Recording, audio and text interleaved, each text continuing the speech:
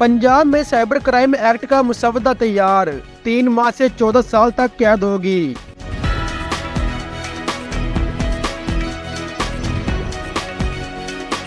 पंजाब में cyber crime act का मसौदा तैयार कर लिया गया, जिसके तहत 3 माह से 14 साल तक कैद की सजा हो सकेगी।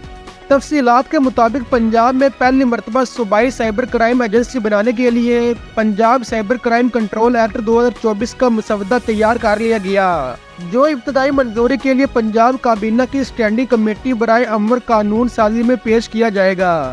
ज़राए के मुताबिक क्राइम कंट्रोल एक्ट 2024 के तहत साइबर टेररिज्म, चाइल्ड पोर्नोग्राफी जैसे इस्तेहसाल नाकाबिल जमानत जुर्म होंगे। मुतासरा शख्स और गवाह को प्रोटेक्शन फराहम की जाएगी। एक्ट के तहत साइबर क्राइम एजेंसी भी बनेगी, जबकि साइबर क्राइम पर 3 माह से 14 साल तक कैद की सजा होगी। एक्ट के तहत ट्रायल के लिए अलहदा अदालतें होंगी। इससे कबल साइबर क्राइम के हवाले से वफाक ने पीके एक्ट बनाया था, जो इस वक्त नाफिजुल अमल है।